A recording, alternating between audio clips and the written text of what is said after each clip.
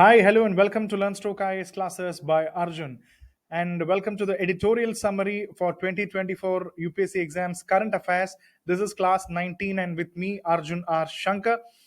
So, all of you who have not subscribed the channel, please do subscribe to the channel and press the bell icon to get the videos at your fingertips. And let's discuss the important topics of the day. And number one, again, as usual, we have a important article regarding India, Canada, and this time it is from the perspective of the people, especially from the migrants issue and all the other aspects. So we should know it from the perspective of GS paper 2. And moving on to the next one is regarding the Dalit politics in India.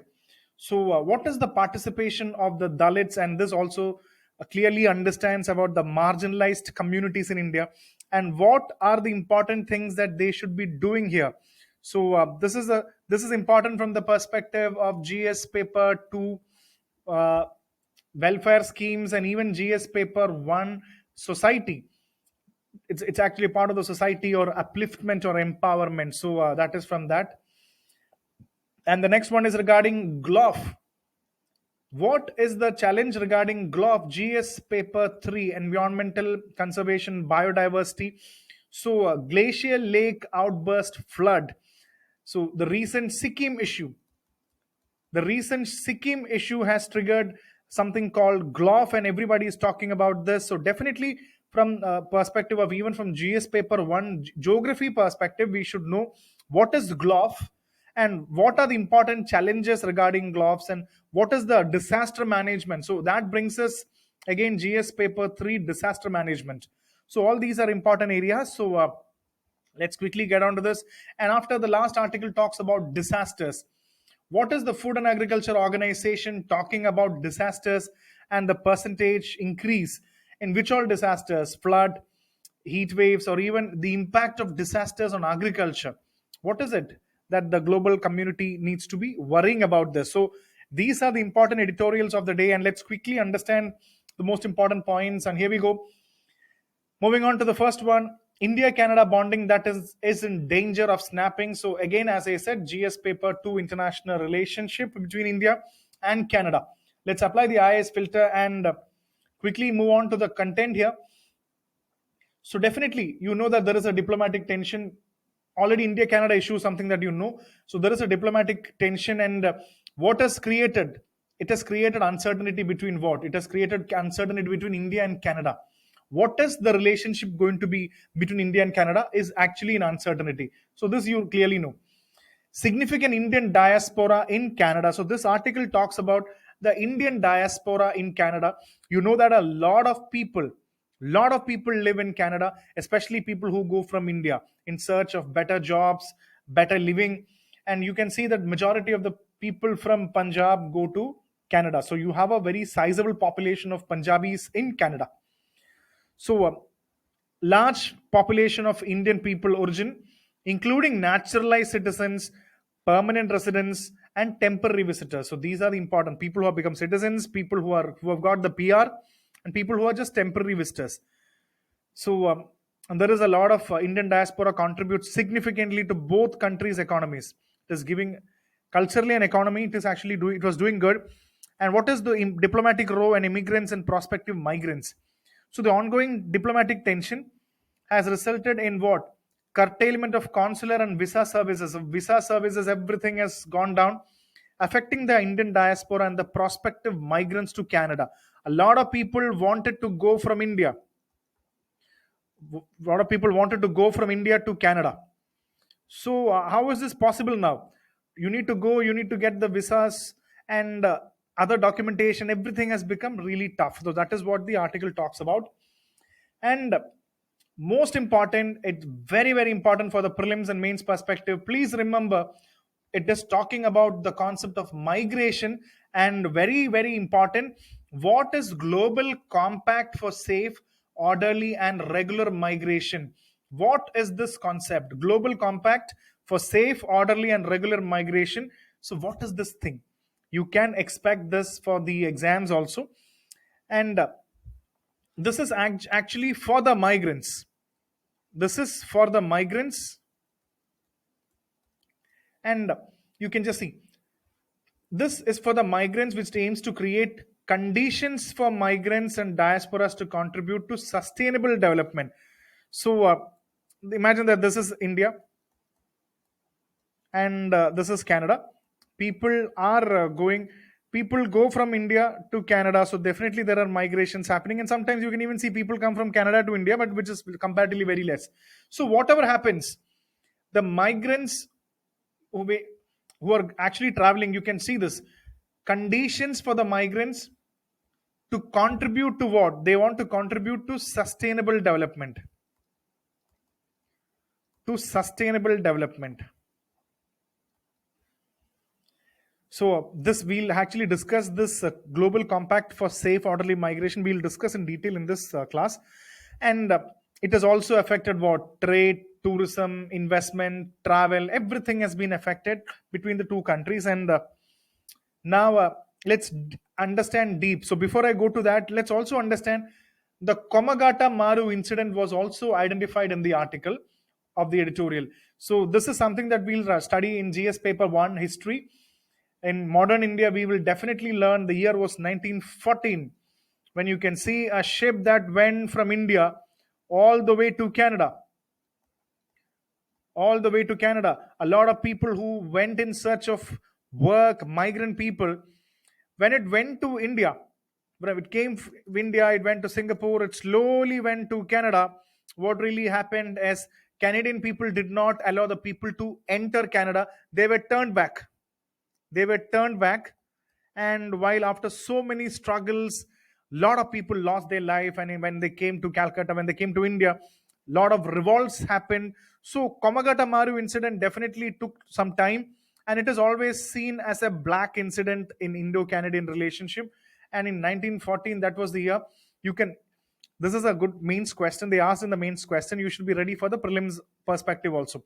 And all these years after 1914, in 2016, the Canadian government officially apologized for this thing because they started it. If they had allowed all the people to enter Canada, there would have been no problem, but everything went against that. So this is the Komagata Maru incident. So please know about this. And coming back to this, um, and both India, they asked, the article asked about rebuilding trust and willingness in their diplomatic relationship. So definitely we need to rebuild trust. And the the global compact for safe, orderly, and regular migration and sustainable development goals. So this is again very important. So let us clearly understand what is this global compact for safe, orderly, and regular migration. It is an international agreement. Very important. It is an international agreement adopted by the United Nations in 2018. So it is actually a collaboration, comprehensive framework for related to migration on a global scale. So definitely we know that between one country and another country, this is country called X and there is country called Y, there is definitely something called migration. And in order to make this migration more effective, to have a comprehensive framework, a collaborative thing, it is an international agreement related to migration that was related to United Nations in 2018. Very, very important. So please do understand about this. And let's also delve closely. This article clearly talks about Objective 19. Objective 19 of the Global Compact aims that it needs to create conditions for migrants and diaspora to fully contribute to sustainable development in all countries. So definitely, you know, you go from one country and you go to the other country. So Objective 19 of this Global Compact clearly say that when you go from one country to another country, in that country called Y, where you come from X, you've gone to Y, in that country called Y, you need to create conditions for the migrant people who have come to contribute to sustainable development. You have, so there should be a scenario where you have to contribute to sustainable development. So that is very important in this. And the compact is emphasized as a framework designed to empower migrants and diaspora to contribute to the sustainable development of both their host and home countries.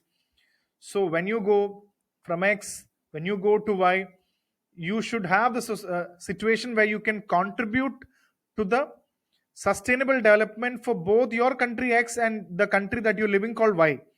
So that is objective 19 of the Global Compact, and the conditions for empowering migrants and diasporas is a shared responsibility between the origin and the destination country. In this case, you can see it is the duty of India as well as Canada. So people who are living in Canada, very shortly, it is a duty of India and Canada governments, a shared responsibility. That is the word. It is the shared responsibility to create to sustainable development for both the countries. So this is Global Compact and Article Objective 19. So please remember that. And let's take two important questions. How has the strained diplomatic relationship between India and Canada affected the Indian diaspora living in Canada? And what are the key concerns raised in this context? You should be having in clarity on that. Discuss the significance of the Global Compact for safe, orderly, and regular migration in the context of India-Canada relationship and the role it plays in empowering migrants and diaspora. So have a clarity on this also. So moving on to the next important is GS paper 1, the talking about Dalit. GS paper 1, the role of Indian society, empowerment, and GS paper 2, the constitutional aspect, political parties, and even welfare mechanisms. So clearly understand this article from this. So let's quickly apply the IAS filter and take the most important points. So definitely the articles that we get regarding Dalit politics, we don't have to take the politics of that, but simply understand that the Dalit community, you can just, let's go back and let's explain it very simply. That means at one point you can say, this is the Dalit community. This is the Dalit community in India. Definitely Dalit community in India needs to get development. They are entitled, they have the right to the right development, and in this development they also want a political empowerment. Very important. When the political empowerment, even the old theories will clearly tell you that if you do not have the political empowerment, there is no point in being a participant to this democracy of India. So political empowerment is very important. And previously also we have discussed an article where they say the participants in political empowerment from the Dalit community is very less. So political empowerment means Dalits should make sure they participate in the political system. The political system, Dalits should be a part of the political system. They should be part of the political parties. The political parties, and also very important, they should also raise their voices. So all these are important aspects that we have to remember in this. So let's take the most important points and let's quickly move on. So it talks about the various challenges faced by independent Dalit political parties in India. So which are the most popular thing? You must have heard about the RPI, the Republican Party of India, and the Bahujan Samaj Party, the BSP. So they have done a very crucial role in empowering Dalits, but are facing decline. They are also facing decline. So the political parties by Dalit people are also coming to decline, which is not a good thing for Indian democracy. We're talking about the marginalized communities in India. So with increased political landscape, you can see there is a growing class of politically aspirant Dalits who wants to. So this is a good thing. A lot of politically aspirant Dalits want to join the politics. They want to join the politics. It's a very good thing. It's a good thing. And what is the shift towards dominant political parties? Many Dalit leaders are either joining dominant regional politics or national political parties are forming. So there are three categories. Either they join the local parties or a dominant regional party, or second is they will join a national party. They will form a regional party, or the third one, they will create their own independent party. So these are all the important things regarding the points that we have to take here. And you can also see a lot of welfare schemes. A lot of welfare schemes has been opened by major political parties. Not only by political parties, also the government of India has also created a lot of welfare for the Dalits in India. So all these benefits are supporting the Dalit common mass, the common Dalit people in India. It's getting a support. So with this, we believe that they can forge political relationship between Dalit community, and this can create the new development. So definitely, welfare schemes will definitely help them to create more development. A new Dalit mentality. What about the new Dalit mentality? Is the new Dalit people are actually coming forward to join politics, and they want to raise their voices. So new Dalit mentality has come, breaking in all the conventions and customs and the discrimination and the oppression that is actually on the community as such. So transformative political programs. So definitely it is actually asking Dalit political parties should actually create political programs with the change of the Dalit communities. So do not create unwanted program. When you want to do a political program, make sure that this is the political party. So when you run a program like this, make sure that you listen to the community. What is the demand of the community? Work according to the demand of the community. Rather than just simply launching political programs, you listen to the community and then slowly listen to that and work according to that. So that is a good point to be remembered. And also dynastic culture. Please remember, all the Dalit parties are requested to do a proper democratic functioning within the party. Very, very important. They are asking that proper grassroots leaders and prevent dynastic politics. So they have even mentioned the BSP dynastic politics, in the sense you can see this is the political party.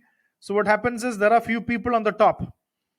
So what happens is for the last, say, 40 years, the last 40 years, we can see the party is being led, or it is actually commanded by people who are on the topmost rung. So what about the people in this region, the lowest rung of the society?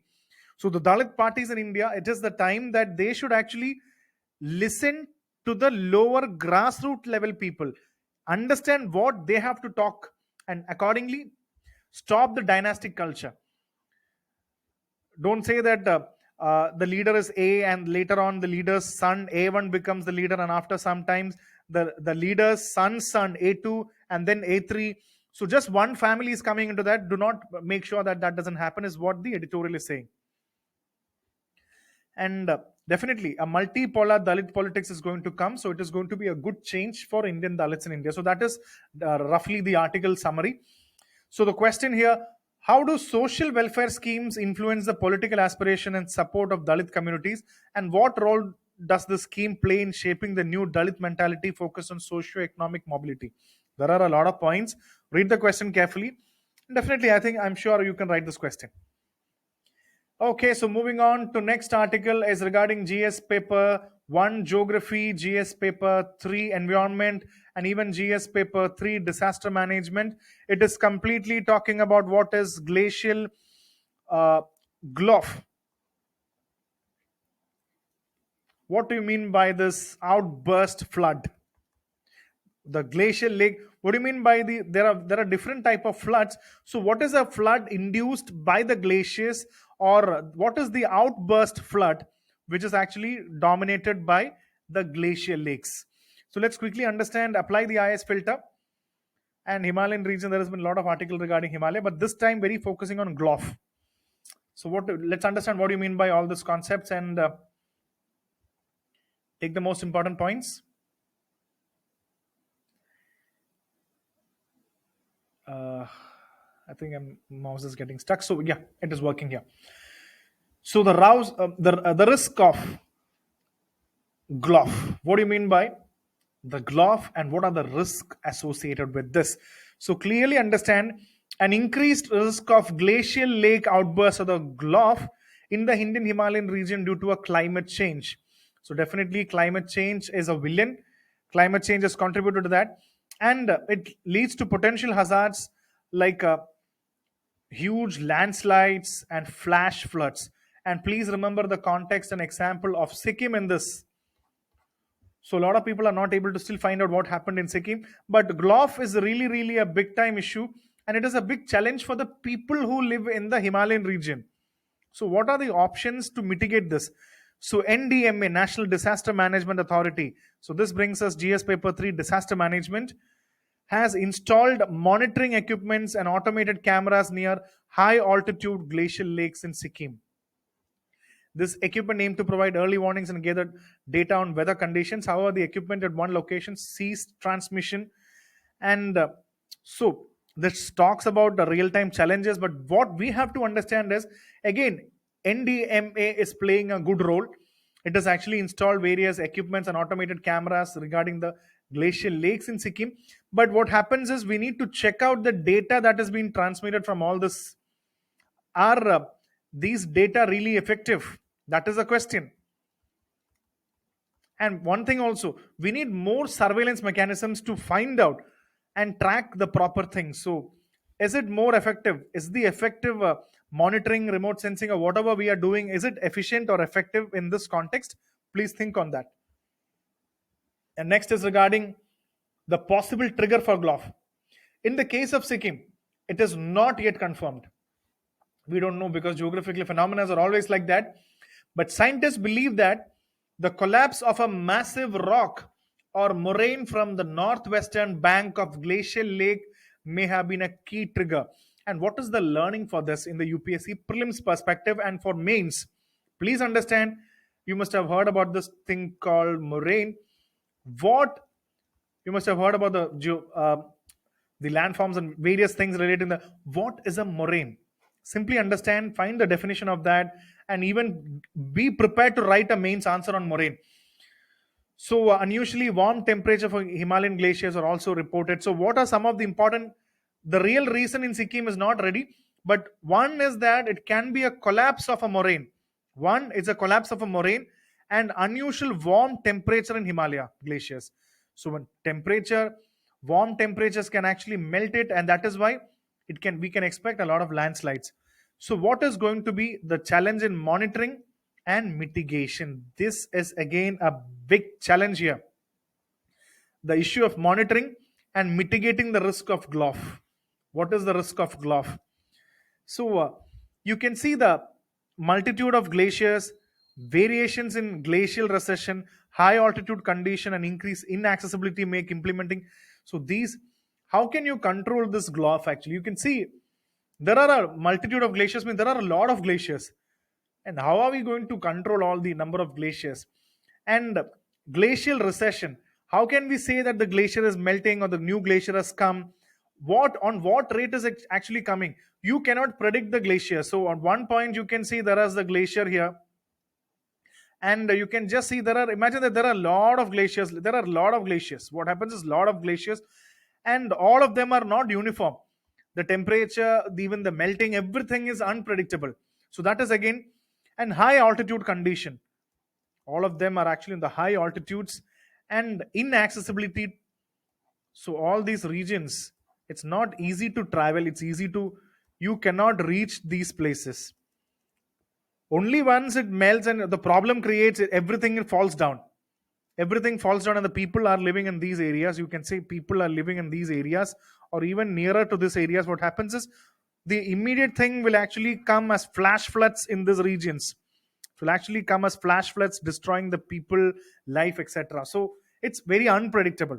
So these are the challenges in monitoring and mitigation. But various geotechnical solutions for GLOF. So that is good thing. You cannot operate it from the ground, but what about from the above? Geotechnical solution for GLOF mitigation have been attempted, but implementing them in high risk areas is very difficult due to the logistical and environmental constraints. So definitely, whatever geotechnical solution we create, it's very difficult to implement that. So what is the disaster resilience that we have to create? The most important challenge is to downstream communities that every little time to respond. Emphasize the need to integrate disaster and climate resilience principles. So it's to downstream communities. So people are the biggest challenge. People, it's a big time challenge, big time challenge. And that is the reason why we say when we create laws or policies, now it is very important that we should integrate disaster and climate resilient principles in policies. You should include disaster and climate resilience principles also. And thousands of glacial lakes are in the Himalayan region and the downstream community. You can see this is how it operates. Actually, it's a lot of glaciers like this, and on the basement, you can see at the base level, you can see a lot of communities live here. So they're all living in this, people living in the different topographical regions. What happens is, whatever problems that you happen here, melting, glacier, avalanche, anything, it will definitely affect this community. So this is a big time challenge here. So So this is all regarding the important articles. And again, regarding a multidisciplinary efforts. So the government agencies, we should have a multidisciplinary effort to address the GLOF. And you will also please remember the word, adding these keywords in the mains exam will give you marks. Multidisciplinary effort. This single keyword will give you more marks. Trust me. And the remote sensing, hydrodynamic assessment, national guidelines to develop a comprehensive GLOF mitigation plan. Please do write about these points. This vocabulary will give you more marks for the mains examination if you're given an environmental question. One is multidisciplinary effort. Second is remote sensing. Even if you forget remote sensing, it's fine. Hydrodynamic assessment, national guidelines, a comprehensive GLOF risk mitigation plan. Wow. If you write all this, you will get more marks. So definitely prevention and mitigation are going to be the big time challenges. I hope you have given in detail. So three questions. What are glacial lake outbursts and how do they pose a significant risk to the Indian Himalayan region, especially downstream communities? How does climate change contribute to the increased risk of GLOF? And what challenges does this pose for monitoring and early warning systems? What are some of the geotechnical solutions attempted to mitigate GLOF? And why do high altitude conditions in Himalayan region make such measures challenging to implement? So a lot of questions, and quickly moving on again to GS paper 3. You can call it from disaster management, or you can even say GS paper 1, geophysical phenomena or disasters, or climate change, or even GS paper 3, climate change. So you can add a lot of concepts this. The article completely talks about extreme events. The world has witnessed a lot of extreme events, and in this later on we will discuss how extreme events have contributed to agricultural problems in this regard. So let's quickly understand all these problems in detail. Let's apply the IAS filter and take the most important points here. Okay, here we go quickly. Yes, the frequency of disasters. You know what you mean by disaster. So disasters are becoming more frequent and severe, whether it be a flood, drought, heat wave, cold wave, tsunami, earthquake, landslide, mudslides, anything. Disasters are becoming more frequent and severe. So that means nature is going against humans. That is one thing. So the past decade was the warmest on record. Again, temperature rise, temperature is increasing. This was the last decade was the warmest on record. Extreme unprecedented extreme weather events, and exacerbated by conflicts like COVID-19 and pandemic, including there are conflicts. So disasters and extreme events are often, and the frequency of extreme events. And please remember FAO. So you should know more about the Food and Agriculture Organization for the prelims perspective. Find out where is FAO, what does FAO do, is there any particular report that FAO is creating. You can get a question for the prelims also. FAO, that significant increase in the frequency of extreme disasters over the past 50 years. So just compare the extreme disasters, and in 1970s there were about 100 such events per year. That means extreme events in 1970 were 100. But in last 2 decades, in 20 years, you can say that every year, now it is 400 globally. So just imagine, from 100, it has increased to 400. So extreme events are more. And what about the agriculture and food security aspect? So you can say agriculture activity livelihood highly dependent on environmental conditions. So this is something you know. Agriculture is completely dependent on environment, natural resources, and ecosystem. So even agriculture is facing extreme events, extreme disasters, like what you can say flooding, water scarcity, drought, environmental degradation. So this is from agriculture. These are not small problems, big time issues. For example, you can say Pakistan suffered almost $4 billion in agriculture sector damage due to a monsoon problem in 2022. And US experienced almost 21.4 billion in crop and rangeland losses. Just imagine, just I'm talking about agriculture. You can see flooding, water, scarcity, drought, and environmental issue. And look at Pakistan example, losing $4 billion and America losing 21.4 billion. So such statistics is also good to know. Some basic idea. And agriculture losses constitute about 23% of the overall impact of disasters. So out of the 100% disasters in the world, which is rising, you can say out of this 23% is contributed by agriculture alone. So just imagine, one fourth is almost agriculture. That is the inference that we have to make. And what are the types of disaster affecting agriculture? You can say drought has accounted for more than 65. So let's take agriculture here, 100%. Let's take agriculture and start marking in. So out of this agriculture, you can see 65%, almost more than half, was drought. So no water, drought-led condition, while floods, storms, cyclones, and volcanic activities contributing to 20%. So the rest of the 20% was flood. Again, that was flood, storms, cyclones, volcano, etc. So close to that brings us 85. So this again is a big time problem to agriculture, crop, livestock, etc. So agriculture and the increasing losses in the crop and livestock production over the past 3 decades, you can see we have seen a losses in what? We have seen losses in cereals, fruits, vegetables, sugar crops, meat, dairy products, eggs have been gradually increasing, totally approximating $3.8 trillion in losses. So not just imagine cereals, fruits. So the losses is actually $3.8 trillion, not billion, it's trillion. So agriculture is also seeing a lot of losses due to climate change and when you look at the regional space, you can see Asia bore the largest share of economic loss, 45%, followed by Africa, Europe, and Americas. So definitely you can mark it like this: Asia, the largest economic losses and followed by Africa and Europe and Americas, South America, North America. So Asia is the largest, and with the Oceania experience the lower. Again, the oceans actually getting the lowest total losses. And high income country, and look at the income base. This is the continent base. Look at the income base. High income countries, lower middle income countries, and upper middle income countries reported highest loss in terms. So higher, lower middle, and upper middle. So you can see this is the middle, and the lower middle, and the upper middle. So that these are the communities that witnessed, and the losses related to agriculture value added. Low income countries suffered losses more than double those of upper middle income countries in average.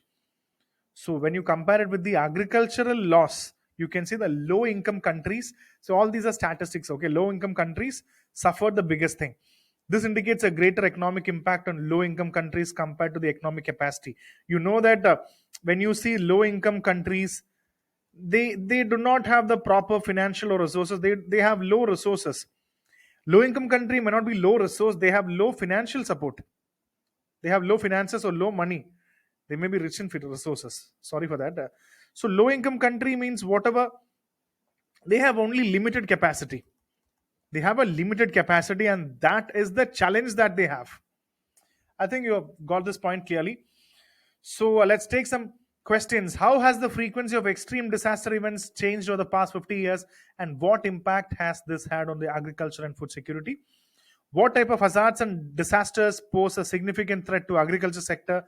And can you provide specific examples of countries and regions affected by this? We just now discussed. What are the trends in agriculture losses, including crop and livestock production over the past 3 decades? And how does the distribution of losses vary among different region and income groups? Just now we have discussed.